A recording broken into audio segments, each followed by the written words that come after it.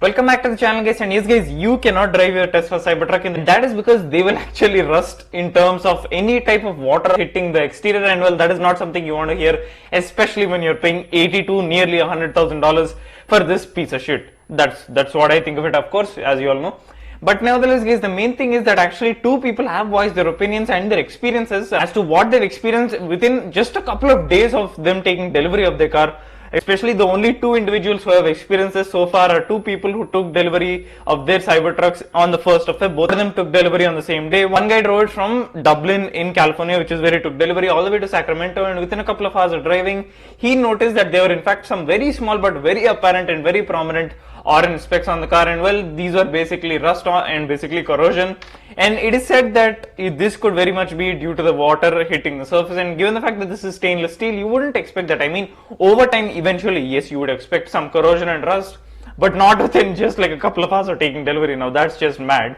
The other guy also took delivery of his Cybertruck on the 1st of Feb, and he drove it for 11 days or so, and he put 381 miles on it, and he drove it in the rain, to be exact. And he also experienced the same phenomena of exactly orange specks being displayed on the car. And as you guys can see, there are pics right here taken from the Tesla Cybertruck Owners Club.com. And well, if you ask me, I mean, if you're paying nearly $100,000 for this hunk of junk, you should at least get the fact that this thing is completely built. And according to Tesla's website, it says that this type of stainless steel is completely corrosion free and completely resistant to dents and damage. And well, here we are, where people have already started experiencing things where they've literally not even owned their cars for even 2 weeks or even a goddamn month, yet they are already experiencing these type of things. And one of the Cybertruck owners did in fact take his Cybertruck to the service facility, where he said that it is in fact a complete rusting issue, but it could be buffed out.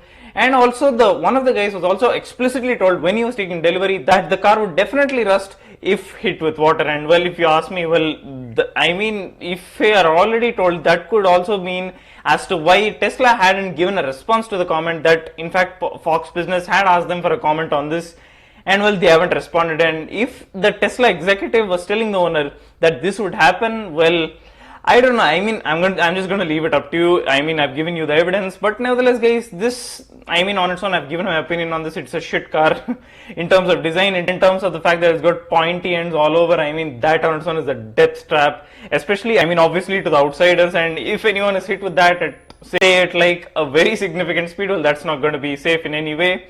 And this is exactly why it is completely illegal in Europe. And well, at least someone has a straight mind. But nevertheless, guys, I mean, just once again, coming back to the fact that $80,000 is being put down for a car that, first off, it can tow 14,000 pounds, still shit. And this has been said to be a complete off-road car of sorts, and it doesn't even have the capability to do even that well. And the thing is, it's not been totally confirmed that it is going to happen to every single vehicle, since only two people have experienced this phenomenon. But it could also come down to the fact of the mitigating circumstances of course, the climatic conditions. But nevertheless, more will be told. And well, Tesla are yet to give their official comment on this, and the fact that Tesla on their own have shunned away or basically didn't even respond to the fact of them giving a comment on this, that could definitely lead to something. But nevertheless, only two people have so far experienced it, and it has not been completely confirmed. And some people even say that it could be rail dust, which is basically something which is kicked up by the wheels of the train when these are being transported, where from the factories, some factories to be exact, are being transported through trains, and it could very much come from the wheels of the trains. But nevertheless, nothing has been confirmed. And apparently it also says in the handbook that if salt were to touch the exterior, it has to be cleaned off ASAP. And well, if you, I mean, it has been literally said in the owner's handbook, and I actually got this very tidbit from the Tesla Cybertruck Owners Club.com, from their forums, of course, so it is not something I'm just saying out loud without any evidence. But nevertheless, guys, I mean, if you're paying $80,000, you should at least get a car that can withstand basic rain. I mean, if it can't even withstand rain or even basic salt on its own, which is quite prominent given the fact of states where it snows in the United States, well, I mean, what the hell are you paying for? This is not like, of course, this is built to do very much basically towing heavy objects and basically in terms of being an SUV or a pickup truck, if you will. But if it can't even operate in basic climatic conditions such as rain, well, that, if you ask me, is complete bullshit. And well, given the fact that this car on its own is a complete piece of shit, it should at least deliver on the expectations that people who actually want the car for what it is actually hope for it to deliver on. And well, if it doesn't deliver on those expectations, well, the Tesla are just doing themselves in. And well, once again, coming back to the fact that Tesla shunned away or basically didn't respond to Fox Business for the comment on this, well, they could either know about it or they could be working on it. I think it is definitely on their radar, and it has been definitely brought to their attention that something of this nature is happening, and especially with two owners coming forth and expressing their concerns and their experiences on their own and actually documenting it and actually putting up visual proof of it, it would definitely set off quite an alarm at the Tesla factory, and Elon would definitely get to work as to solve this issue.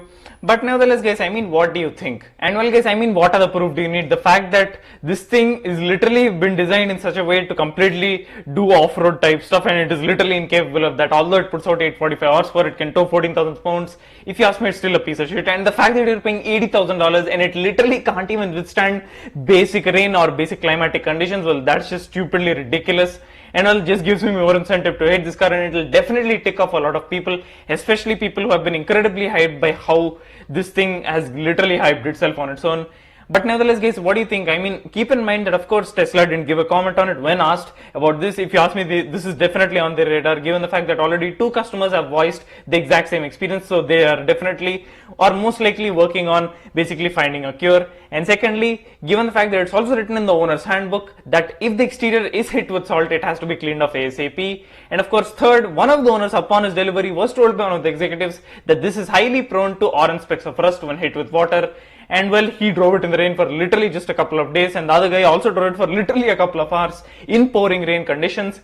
And well, as the executive said explicitly, it did happen, and well, it is not coming off apparently. But nevertheless, guys, what other proof do you need? Let me know your thoughts in the comments below. Thanks a lot for watching, guys. Remember to hit that sub button and click the bell to ensure that you don't miss out on any future videos. Thanks a lot for watching, guys. See ya.